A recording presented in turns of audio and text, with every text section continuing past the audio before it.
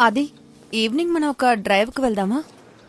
Evening evening నాకు dubbing ఉంది, రావడానికి లేట్ అవుతుంది. ఓకే. మ్, హే ఆగు, ఎవరు? వెయిట్.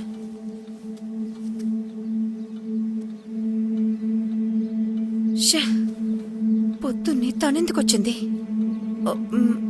ఒక్క నిమిషం లోపల వెయిట్ చేస్తావా ప్లీజ్?